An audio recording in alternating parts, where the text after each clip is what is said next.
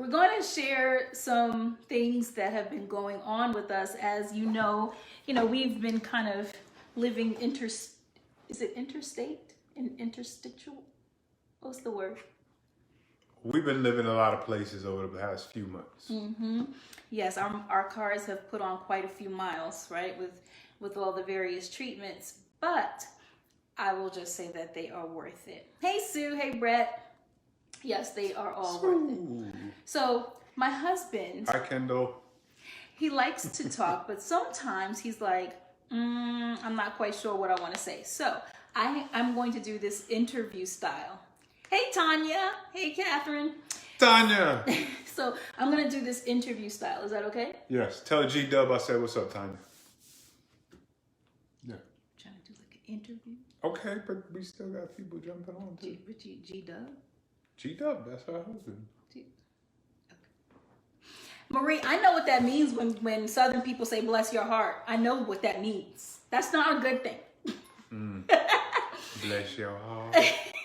All right, so how have you been feeling lately? Yes. Lately, I have been feeling fantastic, to be honest with you. You have to talk directly into the microphone. Well, first off, the mic wouldn't be this close because there would be microphone feedback and then it'd be like reverberating and all that other good stuff. But anyway, lately, I have been feeling fantastic compared to where I was when we began this journey. Compared to where I was when we began this journey, back in September. Yes. So there's been a lot that has gone on since then. What I do? Don't kick that. Oh, yes. There's been a lot that's gone on since then, and come a long way. Still a long way to go, but I've come a long way. So yes. Okay. So Marie wants to know, what does that phrase mean? Bless your heart. That means you're a little special, baby, but it's okay. It's okay. And instead of saying you kind of special, it's just bless your heart. Well, y'all just stupid. We don't say people are stupid. That's not nice. Yeah, you're right. Not the politically correct thing. That's right. Bless your heart. Yes. There you go. Okay. Okay. So you've been feeling better? Yes, I have been feeling better. I have been feeling a lot better. Go ahead.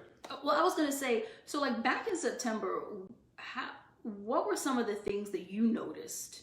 This is about to turn into a CGE Q&A. I'm just sorry, y'all. We'll do the replay on Wednesday and make it a Q&A Wednesday, but it's about to be a Q&A. So back in September, what would you say were some of the things that you noticed that were not quite right before you got your diagnosis? Okay, so actually, things that I noticed that weren't quite right were I had a constant aching feeling in my groin area. So whenever I worked out, it felt like I hadn't stretched properly. Then one day I know I was running on the treadmill doing some higher interval training, and it felt like my quadriceps / knee area was just about to shatter. That's the thigh, right? Yes, quadriceps is that's for us the front of the thigh. Who didn't pass anatomy and physiology, so that's the thigh and the knee. Yeah, so it felt like it was about to shatter, and that was a little concerning for me. So I stopped immediately, and those were kind of some of the key things before hospitalization. Okay, so take us on this journey with you. So when you noticed that was not quite right? What was the next thing that you did? Well, there was also without throwing people under the bus. Right. Okay. So what really got my attention was I was bathing and I noticed I had this lump, and I knew that I wasn't quite right, so I had to make a doctor's appointment. Went through several doctor's appointments to try and figure out what was going on. And between the months of really April leading up to middle September, it took that long to really determine that I had a cancerous tumor and that it was in stage 4. Right. Okay. And so my thing is, I will say, if you feel like something's not quite right with you, don't wait, okay? make sure you go to the doctor, and even if the doctor is not on board with what you may think is not right and just says, oh, well, just take this and you'll be fine, but that doesn't sit well with you, go to somebody else, and then go to somebody else, and then go to somebody else until somebody listens. Right. Okay, because remember, this is your body. This is the only one you're getting. Okay, it's not like you can trade it in for a new model, at least not yet. So this is the only one you have. So you want to make sure that you're doing it right. Right. And I think we may have addressed it on the previous video, but I'm not sure. But the bottom line is, when I went to see the doctor about the lump, the common theme that the doctor kept saying was, I think it's this, I think it's this, I think it's this. And that I think did not sit well with me. I wanted to know exactly what was going on. Mm-hmm. And he kept telling me, well, I can't really do that. And I said, well, who do we need to talk to get this figured out? Mm-hmm. And so he said, well, I'm gonna have to refer you out. I said, well, do what you gotta do, refer me out so that I can get a definitive answer. And that took probably about 30 minutes worth of going back and forth before he finally did the referral to get me to a doctor who can. But I mean, at least he was eventually willing to give you the referral. Okay, yes. So that's a good thing. All right, so that is September time frame. Okay, so take us from the time that doctor gave you the referral, then what happened? So then I had several tests. I did CT scan, ultrasound, MRI.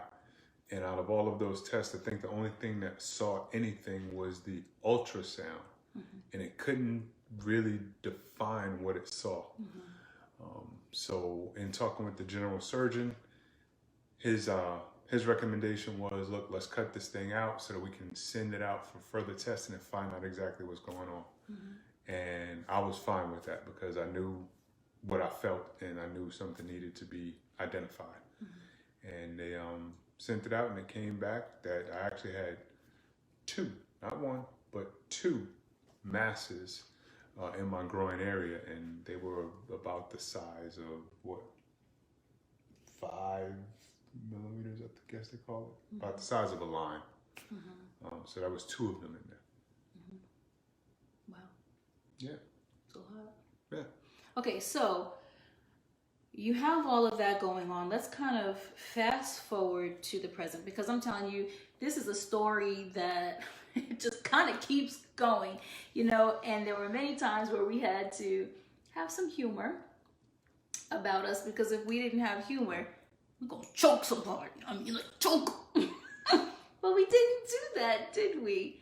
Yes. No, we to didn't. Include saving my military career. Yeah, because okay, so anyway, so now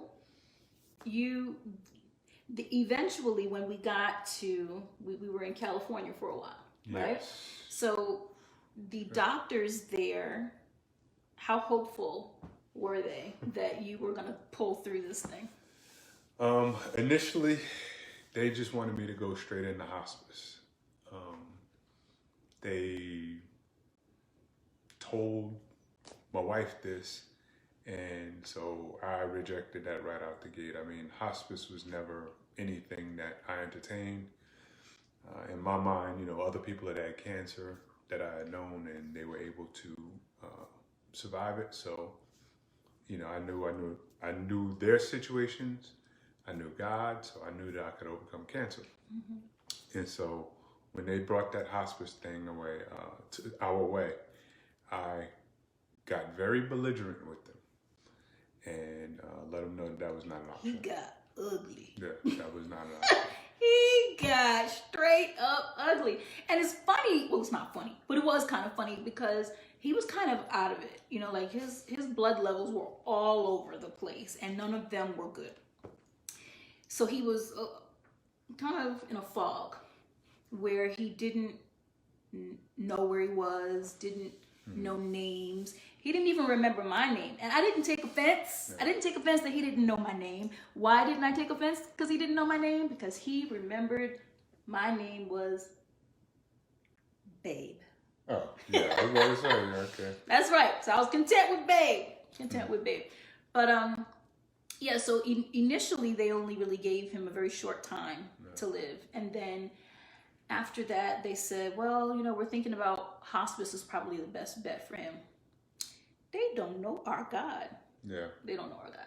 So then we get back to Tennessee, right? So, snowball series of events that actually finally got us back to Tennessee. And then tell us about that.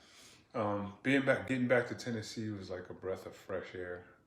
Except it was cold, y'all. Yes. In California, it was nice and warm. Yeah, it was cold. We went from like high 70s, low 80s to snow. Pretty much to snow. But when I did land back in Tennessee, I felt so refreshed and invigorated and just excited to be back closer to home, closer to family and friends. And I think that was just like an amazing feeling for me. Because it was an amazing feeling for me. The fact that he was happy. And I left my 78-degree paradise. But it was all good. It was all good. Yes. I think our prayer was that we would be back in time for our son's birthday. And although we couldn't make his birthday party, we have some amazing people. And I'm just going to say this. When you are going through something, you find out who the people are who really support you. Okay? And we have this couple, and we've taken them on as surrogate parents. Yeah. Because both of our parents are deceased. So we've taken them on as surrogate parents. And Rose and Robert White are just saints in our eyes. They drove our son from, where were we? Hardin County. Sometimes you forget where you are, right? Fort Knox. Well, it wasn't really Fort Knox. It was like E-Town. So E-Town area, right? Yeah, E-Town. All the way down to Tennessee so that we could see him only for a couple of hours for his birthday. Now, and it was snowing. That was the real thing. So we were just so floored and so excited and so happy to see him. And we got pictures of all that. Just that reunion was beautiful. Okay, so after that, you get released from the hospital. Gets released. Now, mind you, I said in California, it was nice and warm, right? It's like 78. It was just beautiful. And then you get released in Tennessee. Well, if we in California, obviously we don't have no coat, right? No coats. No coat, no hat, no scarf, no gloves. No boots. Not even winter clothes. We had shorts. I don't even think we had long socks. I think what we had was like the ankle socks. Yeah. Yeah. And they released him like this. But it all came kind of suddenly. Like there had been talks of them releasing me, but nothing definitive. And it was like one day they were just like at 4 o'clock, they were like, hey, need a bed. You're going to be going to a local facility. We're gonna put you up in a hotel, and you'll come back here and do your care. And I'm like, what are you talking about? The hotel was like 30 minutes away from the hospital. Yeah, and I'm like, when? And they're like, tonight. So I had already ordered my dinner for the night, and I'm like, I'm not going anywhere till I get my food. Which was not very good. Actually, yes, it was. I liked their turkey. Well, okay, so that hospital was much better than that. Okay. Yeah. Mm-hmm. And so they put us in this hotel, and just out there with, it was crazy. But just think, so we had someone, blessed, again, people, who just really helped us out in the situation. Someone drove our car from Fort Knox to Tennessee, right? Drove our car. If we didn't have anybody to drive our car, we would have been stuck. In all this time, I never even thought about that. Stuck. So Myron Bogan, thank you. You the man. You the man. Yeah. And your wife too. She the woman. Yeah. Okay. All right. So then after that, let's kind of speed up this process. So you were now back at Fort Knox? Well, no, we were staying in the hotel. Oh, you're talking about right. So once we finished that thing, then we finally got to come back to Fort Knox. Yes. And his care was in Louisville. So for those of you who are not around here, that's an hour drive, okay, from Fort Knox to Louisville, and then back is another hour. every day we had to do this drive. Every day, because he was getting blood work done and transfusions every day. Yes. Now, it's one thing to get transfusions, and if you follow our blog, the blog for the one that was talking about the purpose and the need for donating blood. Donating blood is a serious thing. If you've never done it, please look into doing it, because people like my husband are very thankful. He had to have not just one, but multiple transfusions each day, and this is what was keeping him alive. Yeah. That's what was keeping him alive. And there are areas or at times when they were like, I don't think we have any blood today. Like, what? Like, hold on, for real? like you this knew is not you an were option, coming. right? It's not an option. We need it. So, yeah. and but yeah, so please, like she said, I'm just gonna echo that. If you're able to donate blood, please donate blood. I understand that not everybody is able to donate for various reasons, but if you are able to donate. Love you too, Sharon. I see you there. Hey, Dwayne. So, and then one thing I want to add on to that. So when you donate blood, you might think, it just helps one person. No, at the very least, it helps 3 people. That's the very least. So you're looking at red blood cells. Okay, his red blood cells were very, very low. That's when they generally call you anemic, right? And then you have platelets. Now those platelets, that's what, causes you to clot and all that. So I knew nothing about platelets before this whole ordeal. Yeah. And we didn't even talk about, he had a brain bleed. And that's how we really understood how low your platelets were, because he had a brain bleed, and he was not able to clot. Yeah. That was scary. Yeah. That was very scary. And, with the brain bleed portion, that was probably one of the most frustrating periods of this ordeal thus far, because like she said, I couldn't remember my kids' names. I couldn't remember alphabet. I mean, it was serious. And I mean, I wish I had the paper in here with me. It got to a point where I had to write down, Sakina's name, Jonathan's name, Elijah, and just try to remember those names, so but you couldn't read them. No, I couldn't. No, there was a time when he would look at it, and it would say our names, but he didn't process that in his brain as what it said on the paper. Yeah. I mean, that thing was serious. I forgot stuff like that too. That thing was serious. Yeah. Okay, so where were we in the story? So we were back at Fort Knox. At Fort Knox, doing the blood transfusions, the multiple blood transfusions. As she said, it affects red blood cells, blood platelets. Then there was white blood cells. No, that was the plasma, because you can't do that. Okay, I just know some blood cells. Blood, so. See, stick to the interview, dude. Stick to the interview. Okay, so that's plasma. Plasma and cryo. So white blood cells are plasma? No. That's like the liquidy portion that kind of holds it all together. So what's the white blood cell? Okay. Well, the white blood cell, that's the neulasta. That's something altogether different. I work in human resources. So. Yeah, neulasta. Y'all can look that one up, neulasta. Okay, so then you started getting better, but let's talk about when you started to get better.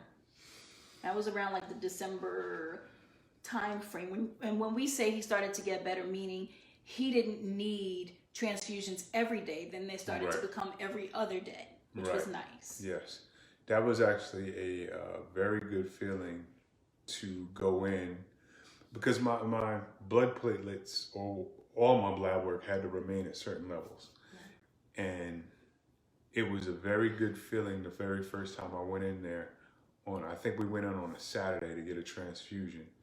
And the nurse looked at me and she was like, "Well, sweetie, you don't need a transfusion today." We were like, yeah! Man, listen, if you ever watched The Jeffersons, I was George Jefferson walking up out of there. And I was like, yeah, I don't have to do nothing today. Yeah! And so, but then I went back like that following Monday or Tuesday, and it had dipped. And I was like, but wait a minute, I was just good. But and one thing y'all need to understand, when you go for a blood transfusion, it's not like you in there for 15 minutes. No. They got to take your blood, then they have to cross match it to make sure that your blood is compatible with the blood that they want to give you. And then depending on the type of blood that you need, you could be there for 2, 3, 4, 5 hours. And so this would take up our whole day.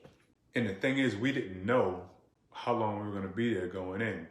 And no one really knew until we got blood work done.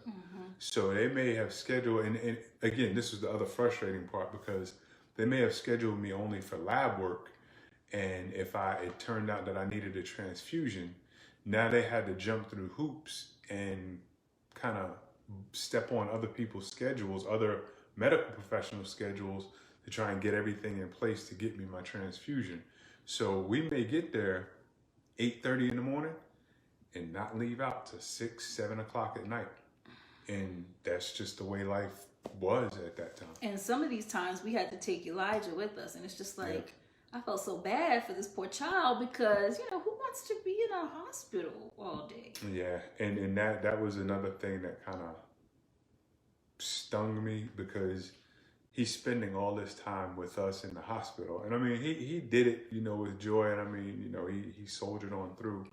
But to me, I felt like we were stripping away his time to be a child, you know, because he's just sitting up in this hospital all day, looking at all these people getting all these procedures done. So that really hurt. But he said he was glad to do it for you. Yeah, I know.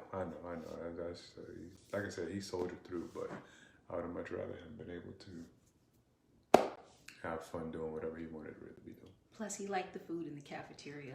Yeah, he did. He liked to eat. Pizza. He liked to eat. Okay, so now you went to a different type of doctor. Do you want to talk about that? You talking about functional? Yes. Okay, so we went to a functional medicine doctor.